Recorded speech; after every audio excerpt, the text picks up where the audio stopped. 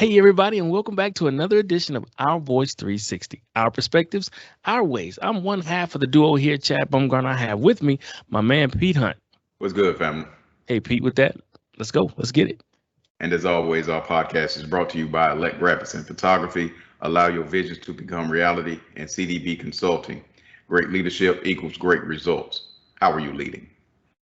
And ladies and gentlemen, if there's something you want to see on the show or hear on the show, something you want us to debate or talk about, a topic that's really getting to your nerves and you want us to dive more into it so we can enlighten each other and enlighten our other listeners, please do not hesitate to contact us at our email address, ourvoice360 at gmail.com. That's ourvoice360 at gmail.com. All right, let's get into it. Today is Go. another heater. Oh, what's Yep. that, Pete? I Oh, said, let's go. okay. Hey, today is another heater, Pete. Man, this one right here gets my goat. I can't believe it. It's 2021, my brother. 2021. Yes, it And you've is. got some kids in Kansas City, Missouri. They trying to put Kansas on the map, but not in a good way. There's some high school students that have circulated online or have circulated an online petition to bring back slavery.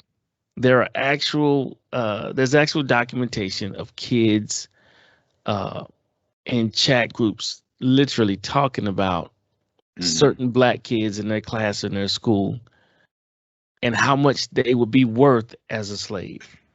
Wow. Yeah. Um, the school district leaders reacted with swift condemnation after a group of students posted racial comments online. It doesn't matter the intent. The impact is real, said the principal of the school, Dr. Carrie Herron. The impact is being felt. The hurt is real and there. The faculty and staff members learned recently that a petition to bring back slavery was circulating online amongst students. Soon, screenshots began to surface of petition comments students had made, such as "I hate blacks" and "I love slavery." Um, the district's director of diversity and inclusion said it varies from anger to fear to frustration to belief, and these are the mixed comments that she's been hearing from parents since this happened Hmm. that previous Friday. Now, to note, in the Park Hill School District, the district is 67% white, while staff, excuse me, while staff receive diversity training, current students don't get any. We don't have anything formal as far as like a standard cultural sensitivity training or anything like that, says Dr. Dayon. Those are definitely things I would love to see in place. Again, Dr. Dayon is the district's director of diversity and inclusion. Pete, you got kids, white kids that want to bring slavery back. They are talking about black kids again as if they are property.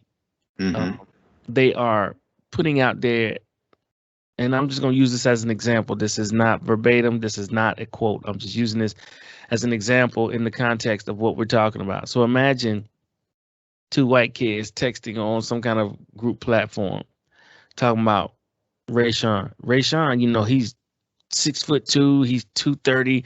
I'd pay like 1,500 for him. He could do a lot of work for me in my backyard or whatever. That's what it looks like. Hmm. That's what it looks like. And to me, that in 2021, that is being taught. You can't tell me any different. I know it's not being taught in Hmm. schools, but it's being Hmm. taught, and it's sickening. And Oh, yeah. it's not enough to be. And see, stuff like this is what James Baldwin, why his words are so pertinent today. Hmm. To be black, oh no, he said to be a black man in America. But to me, to be black in America is to be frustrated or infuriating every day. Hmm. Every day, because it's like we gotta face stuff on every front. Every time we wake up and our feet hit the ground, Hmm. it's a battle. And it Oh, yeah. wears you down mentally, physically, psychologically, spiritually. Hmm. I mean, these are kids, man. And it just imagine the black kids that are going to school having to deal with this. All right. And imagine being a parent of a black child and you have to send your child to school. It's like sending a lamb into the lion's den every Hmm. day. But it's no different than the parent going out into the workforce. It's the same thing. It's the lamb being sent into the lion's den.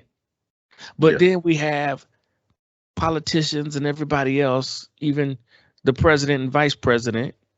You know, they to me, they hold somewhat of a responsibility because them and many others are many of the ones that are saying there's no racism in America. America is not racism. The hell you say? Which America are you living in? Yeah. What eyes are you looking at the world through? I can't even think of her name. What's the VP? Kamala. VP Harris? What lens are you looking through? And yeah, I got to call you out on this. I mean, good, bad, or indifferent. I know we talk a lot about the far right, but some of y'all lefties is a mess too. VP, where you at? Like my brother Pete Hunt said, where you at? Yeah. Where you at? This is ridiculous. You're saying that America is not racist. Now, politically, I guess you have to say it because your goal is eventually to run for America. But now we can't. I mean, you can't trust any politician. Let's just be clear on that. And I hate to say that because I know there are some that are really trying to be on the up and up and really trying to make a difference. But VP Harris, I got to call you out. That is a bold-faced lie. America is racist. That's why MLK and even Malcolm X and a lot of others are fighting to ensure that y'all help make America live up to the words that they wrote over 400 years ago in their Constitution. You say we're a land of the free, we're going to make you prove it. We're going to fight every day and make you live up to these words. We're going to cash that check, and you're going to cash it. You're going to cash it. You say everybody here is free and a citizen, we're going to make you prove that every day because that's what you said. But yeah, Pete, these kids, man, it's being taught. I mean, you in a way you can get mad at the kids, but then you got to be smarter to be like the kids are being taught this. They didn't just wake up feeling like this. Yeah, Chad, and there's no diversity training. There's no, and that's funny how when a situation like this comes about, now all of a sudden everybody needs diversity training. No, how about you see me as an equal? As a black man, woman, and child, how about you see me as an equal? Then there's no need for diversity training. And like you said, Chad, this is definitely taught behavior. Children don't come out of the womb thinking these thoughts. This is mother, father, aunt, uncle, grandmother, grandfather teaching these types of things. And the more that we try to, or the more the school system tries to strip away what really happened in this country.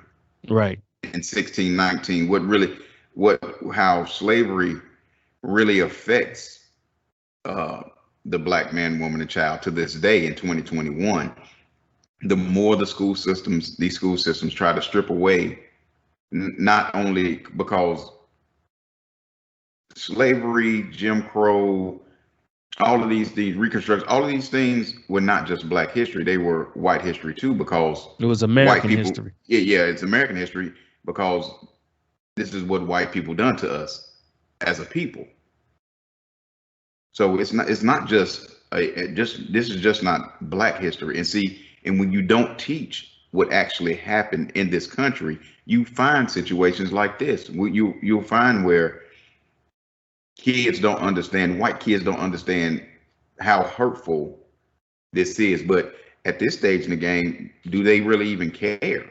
They don't even care. They don't care. Because again, they have been taught at home that people that look like you and me are not equal. But Pete, they always tell us slavery, get over it. It happened so long ago, get over it. But then you turn around and use the very tactics of slavery to put us back in that situation that you're telling us to get over from. Yeah. And it's funny, and because we're the only group of people that's done to. They never tell the Jewish community to forget the Holocaust. Right. They never, and actually they bend over backwards to make accommodations for the Jewish people and the Holocaust. You say something reckless about the Jews and the Holocaust if you want to, and what you get, And see what happens. and watch your livelihood get destroyed, or you know, or whatever. Mm-hmm. But it's crazy that the people that you enslaved for 400 years and you brought over here as slaves, you want us to forget about it. No, this is ingrained in us. Right. This is in our DNA on a psychological level.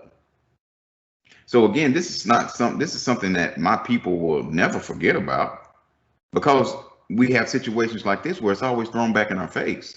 Right. Right. It's always thrown back in our face. I mean, what would even possess you to even think about, you know, owning another person? Exactly, bringing slavery back. What kind of sick, demented person are you? That's your thought process.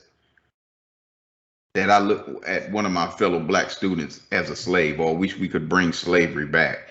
And Chad, what's so crazy is this is in Kansas City. This is not some, you know what I'm saying, some Hobunk town in, you know, South Dakota, North Dakota, right? Utah, where you would think, you know what I'm saying, or Mississippi, or Alabama, or somewhere like that, where we know Georgia. Yeah. Where we know, you know, what how it is, you know, as far as when it comes to race relations. This is in Kansas City. So I mean, you know what I'm saying? Not saying that Kansas City is any better than any of those places I mentioned, because the racism is there as well, as you can see. But you would think of a more southern or more rural part of the country, but you know, this is Kansas City, Missouri, and this is happening not only in this school district, but multiple school districts in Kansas City. This is going on as far as, and this was not the first rodeo with dealing with racial disparities, because there was another incident back on the 9th of October, you know, that happened where the black students walked out. But then, like I was telling you off air, the administration turned the walkout into a pep rally. So they tried to cover up what was going on. Which makes it doubly worse. That means you're not even concerned about how we feel as black students. No. That you would even cover it up as a pep rally. See, that's the problem. It was something they didn't want to deal with. It's called sweeping under the rug. We don't want to deal with that. I don't want to get involved with the parents. I want to have a town hall. Let's just turn it into a pep rally and make it positive and go on about our day. But I'm glad the students went home and told their parents, like, no, we're not having this. And then again, Chad, that's why we will never get over this hump, because people don't want to talk about it. Now, as black people, hey, let's get down. Let's talk about it. A majority of black people, we can sit down and have that discussion. My thing is, if you feel a certain way, if you feel bad about what happened or you feel guilty, that has nothing to do with me. That has nothing to do with any black person. Exactly. What we're talking about is what took place years ago, to a certain extent, because there's still forms of slavery going on right now. But we're talking about chattel slavery. Okay. Right. What the original sin of America, but at the same time, the same sin that catapulted America into a #1 superpower within half the time of any other country. So we're talking about something that happened in the past, so that we can rectify it, so that we can research it, so that we can document it, so that we can move forward with the knowledge of knowing that our past, even though we've had some great things that happened, it was all built on an unstable foundation from the near disappearance of the natives that you almost wiped out to actually that's the first sin. You coming over taking land that's not yours, and then you import a group of people to help you build this into a superpower. So your foundation is not stable to begin with, and that's the thing that we want to talk about and discuss, because it, like you said, all the stuff that happened years ago plays a part in today. It really does. And it's Exactly. like, Mm-hmm. if you're a mature man or woman enough to sit down and have this conversation and look at it, then we can start the healing process and the Mm-hmm. process of moving on as a nation. Every Right. single nation on this planet has a blemish, if not Oh yeah. several. Oh We're yeah. no different. But the Mm-hmm. thing is, as far as I know, we're the only ones that don't want to address it. It's Mm-hmm. old news. You're beating a dead horse. It's over with. Move on. Mm-hmm. And we can't move on because the foundation is still unstable and we're Mm-hmm. crumbling. So we've got to somehow, some way, create a clean slate. Whether it's knock this house down and start over, which nobody wants to do because everybody's living off the fat of the land, or the Right. powers that be are living off the fat of the land. And to start over, no, Mm-hmm. I can't lose my power. See, Exactly. see that because to Mm-hmm. start over means to lose some power, and Right. they know this. Right. The powers that be know this. Mm-hmm. But yeah, Pete, this slavery thing, man, it really needs. It's gonna keep coming up. It's like a scab on your leg, and the kid keeps picking at it, and you keep telling the kid, look, it's not gonna heal if you keep picking at it. Right. And that's what we're the parents. The black people are the parents in this situation, telling the white people who are the kid, look, it's not gonna heal if you keep picking at it. Mm-hmm. Let's sit down and let's start the healing process. Let's Mm-hmm. talk about what happened. Right. Let's look at how it affected people throughout the course of history. Because once chattel slavery was abolished, then the powers that be turned around and used slavery in a different fashion, Mm-hmm. sharecropping. Then you turned it into Jim Crow. Then you turned it into redlining. Mm-hmm. You see what I'm saying? So Yeah. there was always Exactly. a situation where you always felt like you had to always have the leg up. See, Mm-hmm. the thing that the arrogance that a lot of white people had was you underestimated the help. See, the Mm-hmm. help knows everything about you. Mm-hmm. That's why they the help. They know at 8 o'clock you want your tea at the table by your eggs and bacon. They know at 5:30 dinner needs to be on the table. They know you need your medicine at 7 p.m. They know all your dirt. They the help. Mm-hmm. And your arrogance to underestimate the help was a blessing to the help. you, Right. you see what I'm saying? So Mm-hmm. my thing is you need to be careful how you treat people because Mm-hmm. I can't remember who it was. It's like you need to be thankful that black folks just want to be equal and not revenge. Mm-hmm. But Yeah. we talked about that before, Pete. We're not a vengeful people. We are a loving people. We just want to get along and live and enjoy life because life is but a whisper. It comes and Mm-hmm. goes so quick. Mm-hmm. And I've seen so much, not to go on a tangent, but I've seen so much death in my family over the past 18 months. It really puts life into perspective. Mm-hmm. And it's like the last thing we want to do is fight for money and power and position. We just want to enjoy each other and live life and just thank the good Lord every day for breath that we have in our bodies and just enjoy this short span that we have on this earth. Right. Yeah, man. It's just really sad that we still, as black folk, we are still dealing with these situations at this time. But it's sad, but it's not surprising because again, people don't want to talk about the elephant in the room. And as long as the elephant's in the room, I mean, and we're not going to talk about it, these things are going to continue to come up, and we're going to keep seeing these, these stories Incidents. about these high school kids or whatever, wanting to bring back slavery and this, that, and the third, and it's crazy. In the article that we're discussing, one of the white children in one of these schools, I think it was the Raytown school district, had a sign. She had a sign saying that I could be picking cotton now, but I'm white, so I pick you to Yeah, go it with said me if I to the was black, homecoming. if I was Yeah, if black, I I'd was be black, I'd be cotton, picking cotton. but I'm But white. since I'm white, I'm picking you to go to homecoming with me. Excuse me? See, that's what the audacity, the boldness, the Yeah, arrogance. yeah. You know what I'm saying? I mean, Now, that if is a learned behavior. if a black person was to stand down there with a sign right where she was and say, Black Lives Matter, no lives matter to Black Lives Matter. Oh, she would have caught the business, or he would have caught the business. They probably wouldn't have been out on that corner long without some kind of confrontation. Exactly. But look at how long that chick was out there with that sign, or those kids were out there with that sign, and nothing happened. Nothing happened. Mm-hmm. Even these progressive whites that say that racism is wrong and racism it should be abolished. I bet you one white person that rode by there that felt that way. Why didn't they get out the car?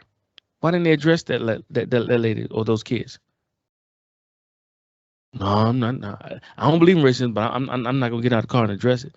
See, that's what I'm talking about. This thing is not going to stop until our white counterparts who claim they feel the same way we feel get involved in front of the camera and behind the camera, so to speak.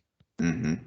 You know what I'm saying? When you're at home in your little circles and you're talking and somebody's out of pocket, that's your time to check them. But that doesn't happen a lot of times, even though you claim you're progressive and racism, it was long ago and we don't believe in that. Well, we don't believe in it either, but we got to deal with it. Yep. Where are you? You have no problem coming to my defense if I play for your football team, or if I'm shooting hoops for your basketball team. Mm-hmm. Or if I put out a hit record and you want me in your city. You have no problems, coming to bat for me or helping me out, as long as I'm providing a service for you, or I'm on, like you said earlier, if we're on the same team for something. Yeah. But if we have no common interest whatsoever, then I can't expect to get no support from you. And that's the world we live in. And that's what it is. That is the world we live in. But yep. Yeah, I pray for Kansas City, man. I really hope they can turn it around, because this right here. Yeah. It can get really ugly really quick. Yeah, it can. Well, look, Pete, let's move on. Let's move on to another person of interest who made some very interesting comments. Basically, she was on The View the other day, Ms. Condoleezza Rice, on critical race theory, saying we don't need to make 7-year-olds feel bad, white kids that is, about their race. So she appeared on Wednesday's episode of The View, where one topic that came up was teaching critical race theory in schools. Now, my thing is, and we've said this, we've had this stance on this podcast before, that critical race theory is not even taught in elementary, middle school, high school, or post. I think it's more of a graduate level. It's a graduate level course. Right. So, first and foremost, it's really embarrassing to see someone like Condoleezza of her caliber really thinking that teachers out here teaching 6 and 7-year-olds about critical race theory, first and foremost. But see, then this goes back to teaching the truth. It's okay to teach the truth to kids, black, white, Indian, Asian, whatever, when we're talking about American history and how blacks were slaves and things of that nature. Nobody thought about, we shouldn't teach that to the 5 and 6-year-old black kids. We don't want to make them feel bad. Nobody thought about that. But then when we talk about who owned the slaves and what they did to the slaves and how they treated the slaves, now all of a sudden we're worried about the 5 and 6-year-old white kids feeling bad about themselves because of what happened 400 years ago that they have no clue about. They weren't even thought about. First of all, like I said earlier, there's no teacher I'm willing to bet that is teaching critical race theory to 5 and 6-year-olds. They can't comprehend that at that age. Exactly. Then number two, I seriously doubt that any 5 and 6-year-old white kid is feeling bad about themselves because of what happened in history. Seriously doubt that. I think there's some parents thinking for the kids and not the kids thinking for themselves, because kids at that age are not really looking at race. If Rayshawn is cool to Benny, then Benny and Rayshawn are cool people with each other. See, it's not until they get older and then the parents start getting into their ears, then they start looking at each other differently. Right. Because at that age they don't see the color barrier. They see, hey, are you good to me? Am I good to you? Right. That's how kids look at it. They don't look at Mm-hmm. your name is funny or your hair is funny. They look at Yolanda at, hey, Yolanda likes Paw Patrol like I like Paw Patrol. Can Yolanda Mm-hmm. come to my house so we can watch Paw Patrol and eat, I don't know, chips or whatever? Mm-hmm. They're not looking at it like the parents are. And that's the Mm-hmm. problem. This, I am so tired of black people kowtowing. Chad, I'm tired. Mm-hmm. I'm tired. I mean, if you don't know what you're talking about, don't speak on it. And another issue with this is the media and how it's portrayed. Because if the media would portray it the way it actually is and say up front, this is not something, but that's not how the media works because they have to work off controversy. Yeah, this is That's, clickbait. this is about, and so then you have people who you would think like a Condoleezza Rice, who would be a learned person on a situation like this, and we see that she's not, because again, Chad, like you said, this is not even taught in from K through 12. Mm-mm. This is a graduate course. Mm-hmm. We're talking about critical race theory. Right. This is a graduate course. So again, for a person of her ilk to be out here spewing such non-information, just misinformation, it's crazy. Because my thing is this: so you're concerned about the 5 and 6 year old white children feeling bad about themselves, but what about the 5 and 6 year old black children that look like you? What about their feelings?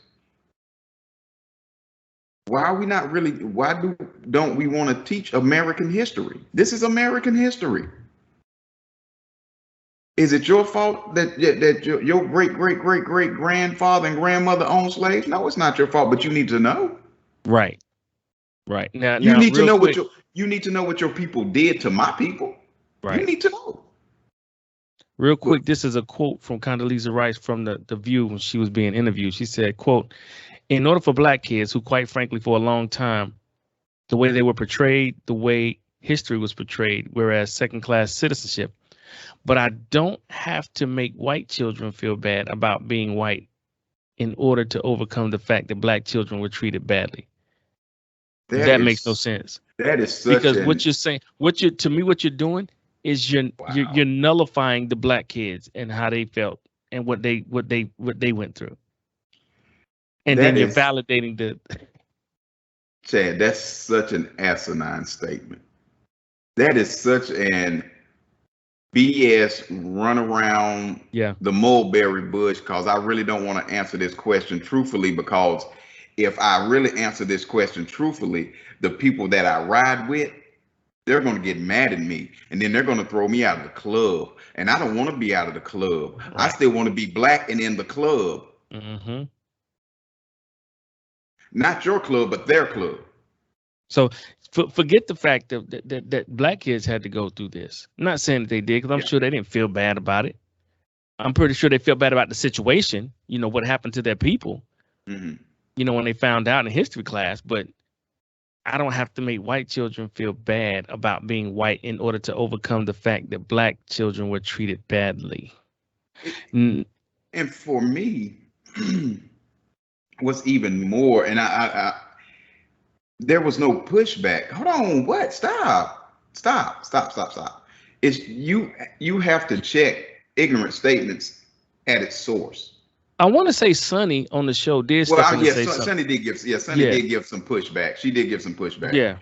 But not the pushback that she should have really have gotten. And I know Sonny has to be professional. Yeah, I'm about to say she was on. She was on TV, and I get all that. But again, for Condoleezza Rice to say that out of her face, being a black woman, like old black women, to fix your lips. Exactly. To say something so idiotic, insensitive, and so insensitive. Mm-hmm. And like you said, Chad, she basically said, I don't care. We have to preserve these white children's feelings Never mind our kids' feelings. in spite of these black children's feelings. Mm-hmm. Mm-hmm. Or Mm-hmm. we have to preserve white folks' feelings in lieu of how black folk feel. And I don't understand it, but I do understand it because, again, you're playing for a certain audience. You think that you're in that club when honestly, Condoleezza, you're really not.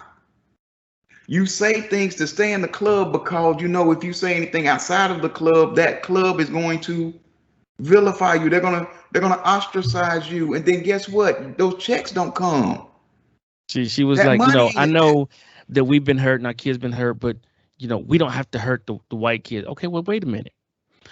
If we've been hurt and we want to heal from this hurt and we want to work with these people and they're saying, get over it. Get over it. It's over. But then you have times where they come back and they try to do like the kids in Kansas City. We want to bring back slavery, or we want to continue to make black people second class. How do you expect us to get over something that y'all still trying to do to us? Whose side are you on? They are still trying to put us back in slavery. When old boy was in office, what do you think he was trying to do? But we don't want to we don't want to hurt nobody's feelings, even though we've been trampled over. With Condoleezza Rice, and I know she's watching our podcast right now.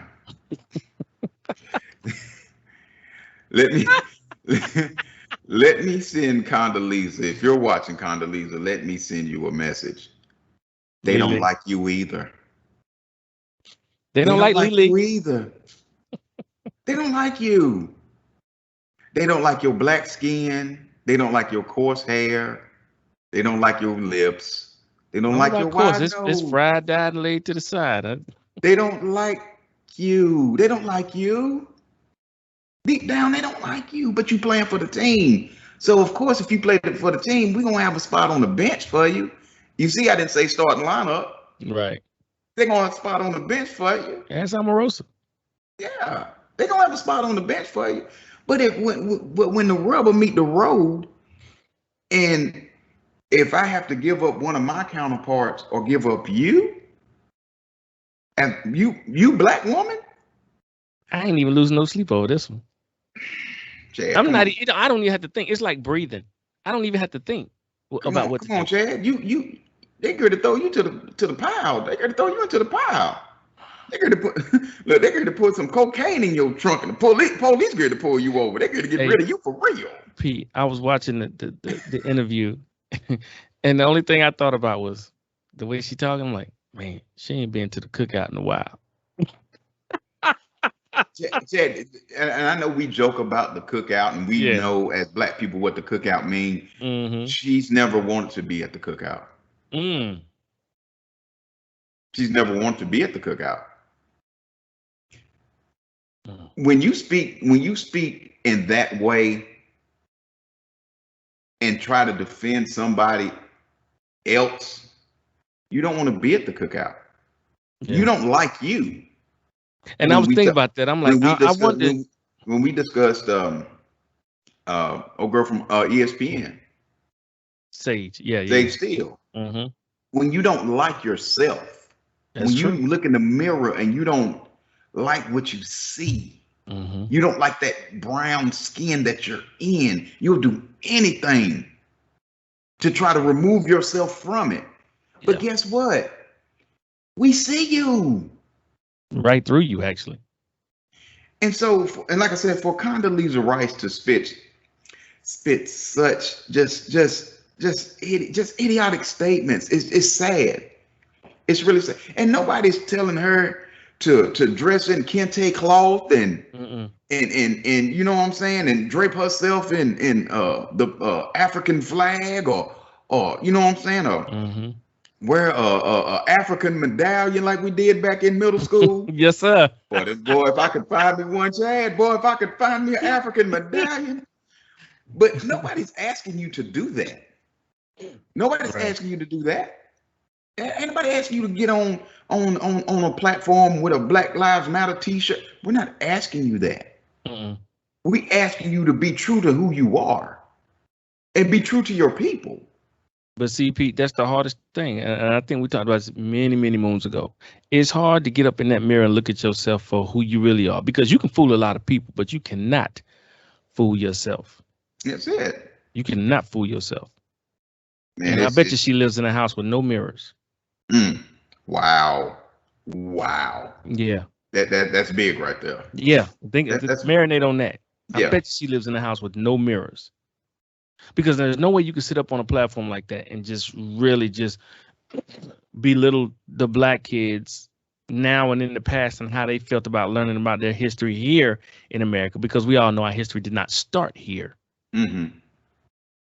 But since we're learning American history, we learned about what happened when we got here. Exactly.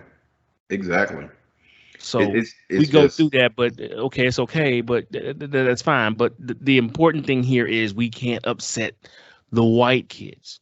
We don't want to make them feel bad. Chad, do a quick analogy before we move on. It's like the crack epidemic and opioids. And the opioid, yeah. This is a comparison that I thought about while we were sitting here talking about this. It's like the crack epidemic and opioids.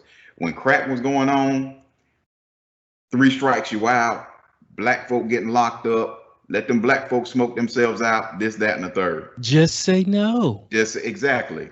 when opioids come about, now it's all of a sudden it's a health issue.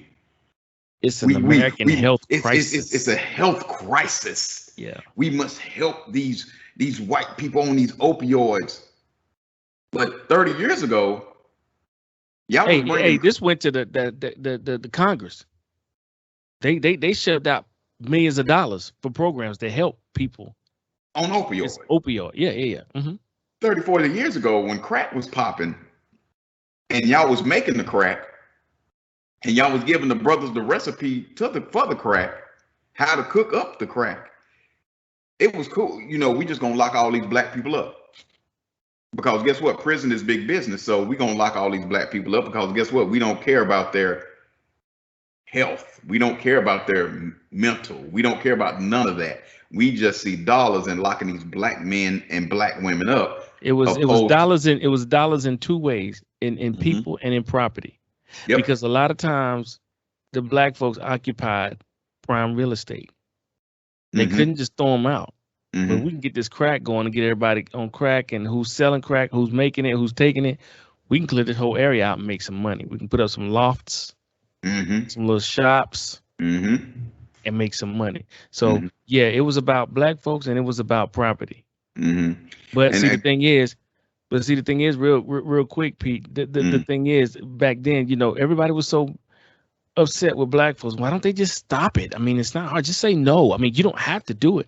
Okay, well, when you live in an environment, I know we're going a bit off topic here, but when you live in an environment where there's no resources for your health, for jobs, for family, and then you're living on top of each other, it's a one big pressure cooker.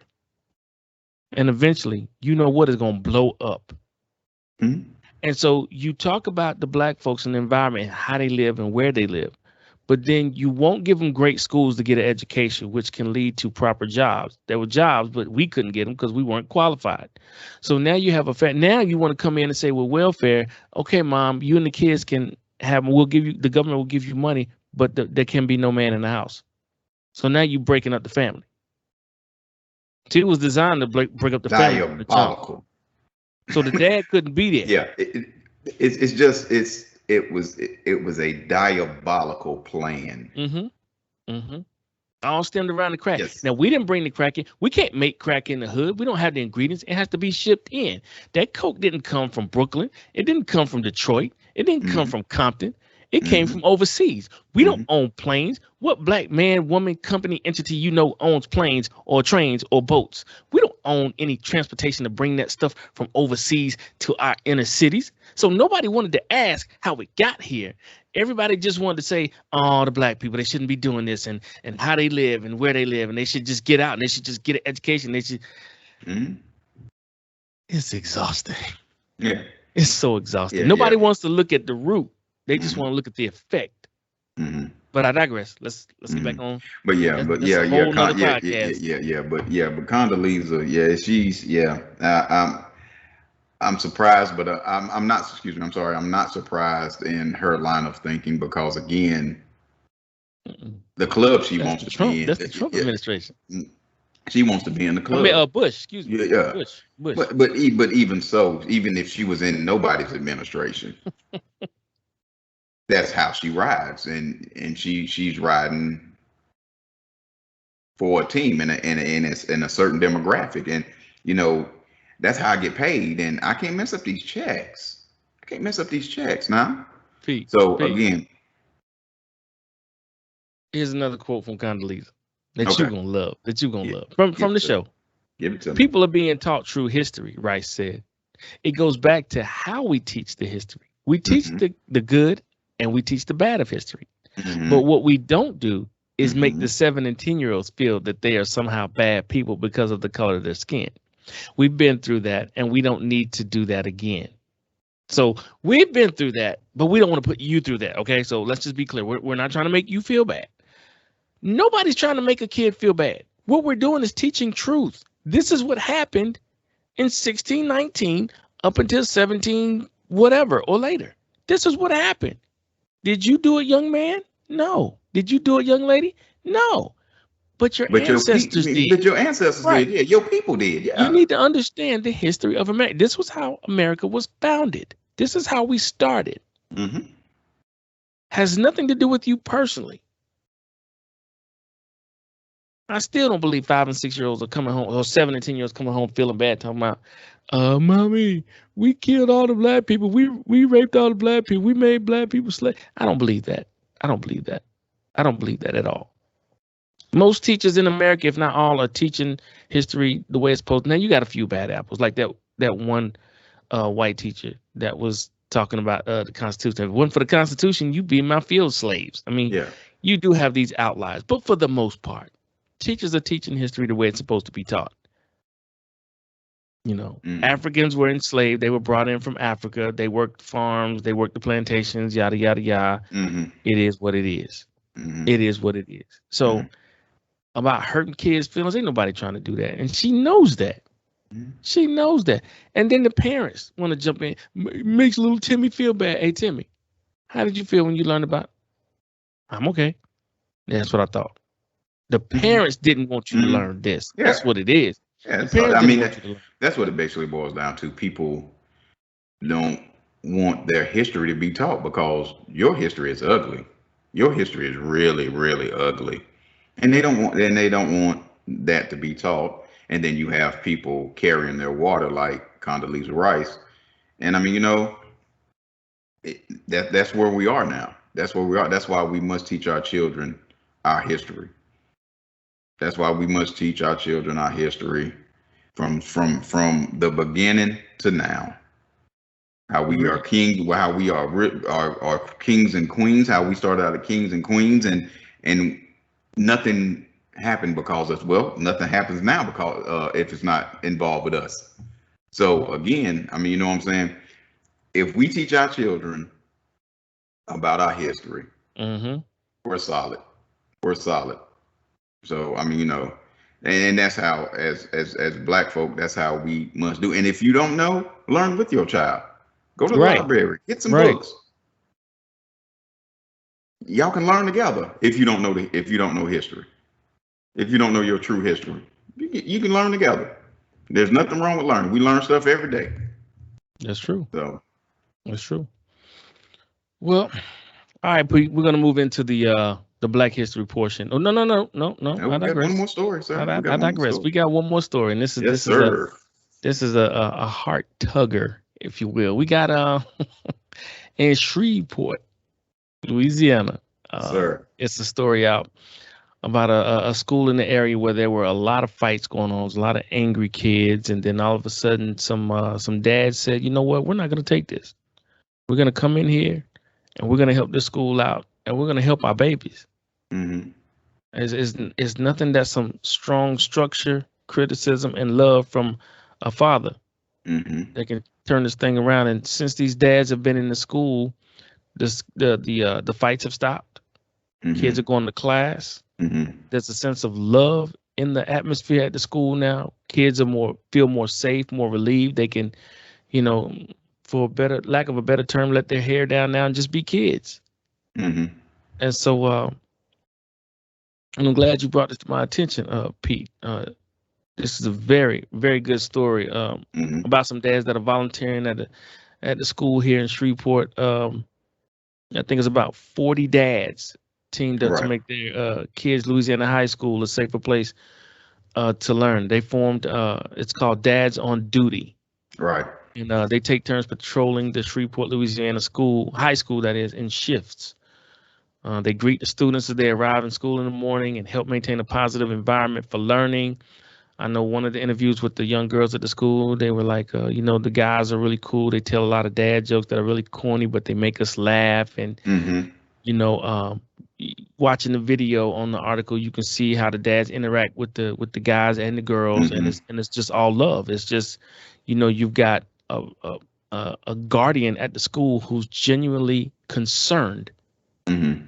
for all the kids, and not just there to just patrol and collect the paycheck, but these dads are here because they love these kids.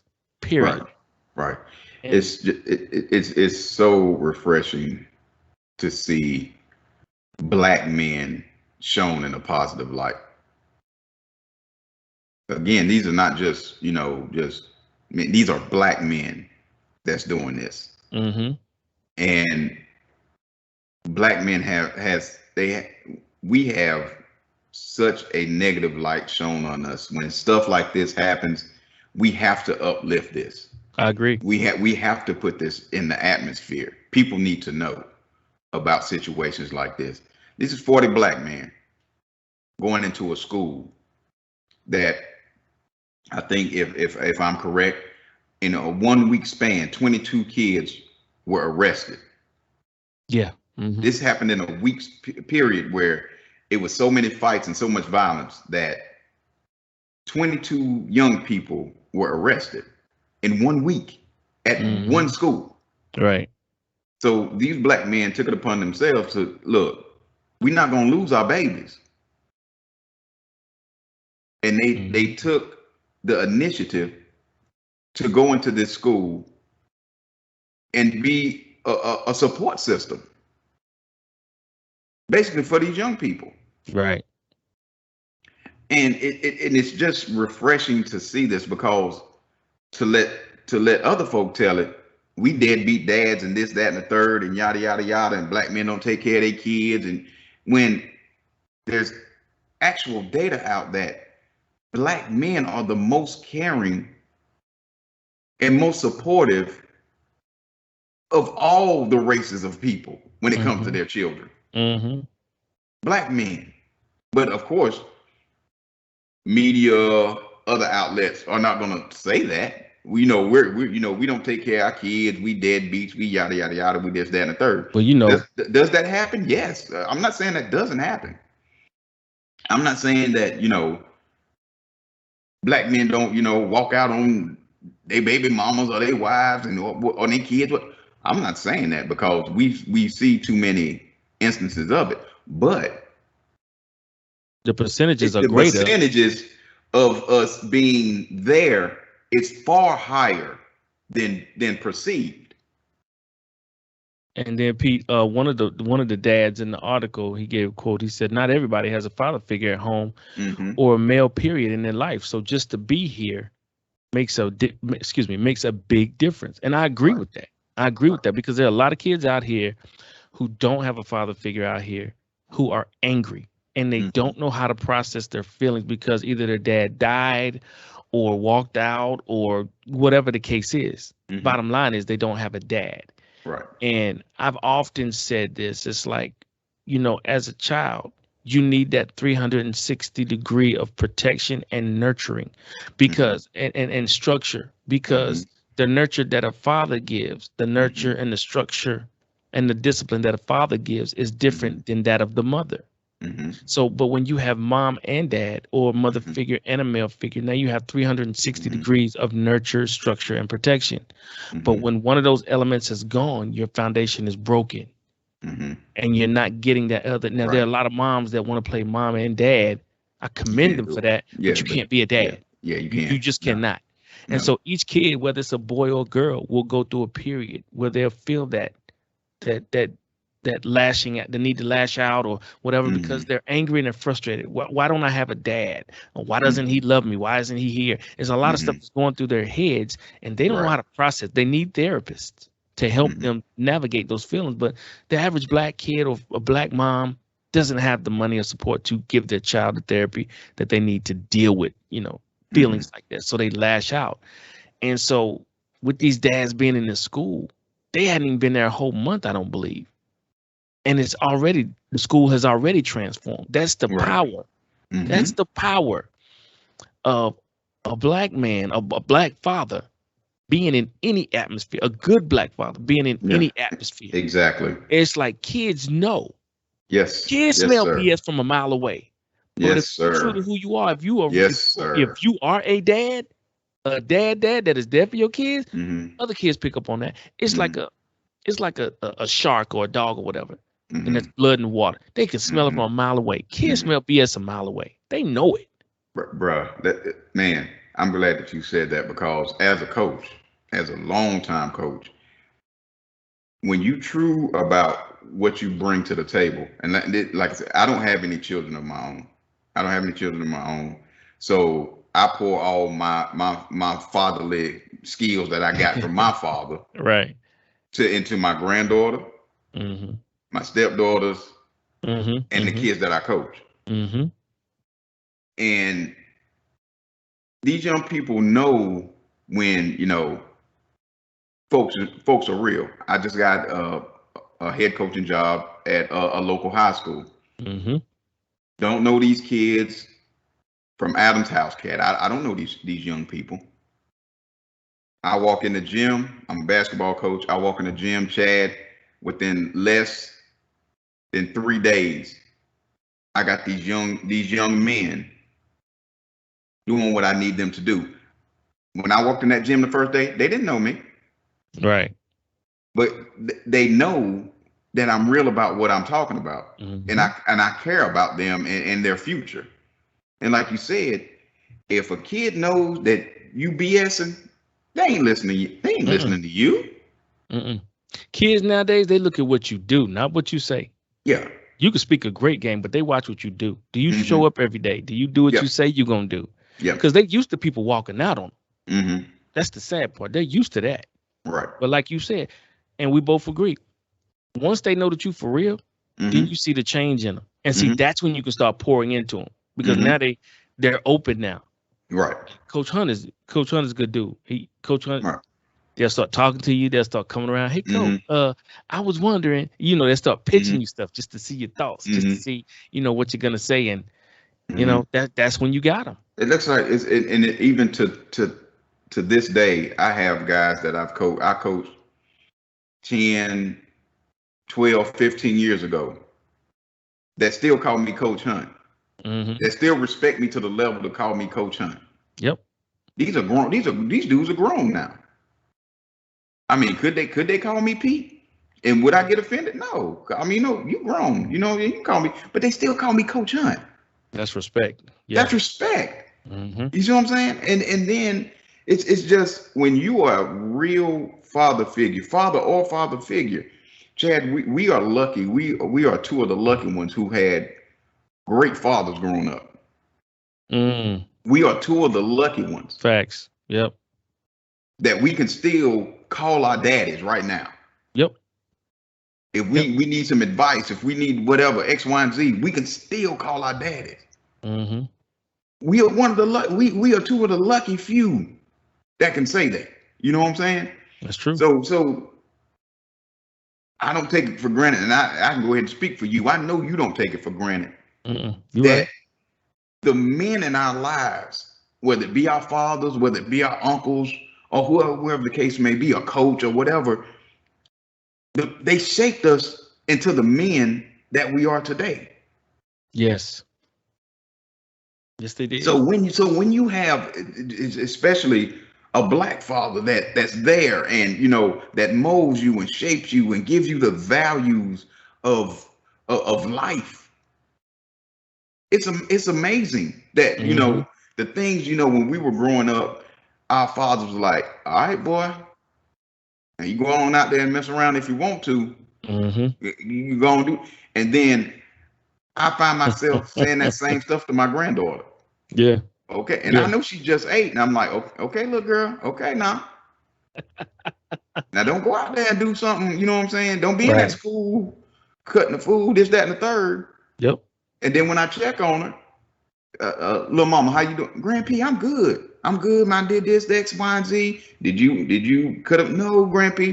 I would. You told me not to cut up in school, so I'm not. I'm just saying. That's what a male father figure comes. And we speaking about black fathers now. We've been real specific in what we're talking about. When we talk about the black father and the role that the black father plays in the lives of their children, or the lives of their nieces and nephews, or the young people that they come in contact with, it's amazing feeling. As this story is showing, that these 40 black men go into this school and the whole school changes. It just transformed. The whole dynamic of the school has changed. Yep. And the most important part about it, the kids love it. They love it. The kids love it. Because guess what, Chad? My wife and I, we were discussing this actually the other day when I brought this story, showed her this story. Kids want structure. They do. They crave it. They don't know how to tell you that. Exactly. But they need it. Kids need and want structure. They need and want stability.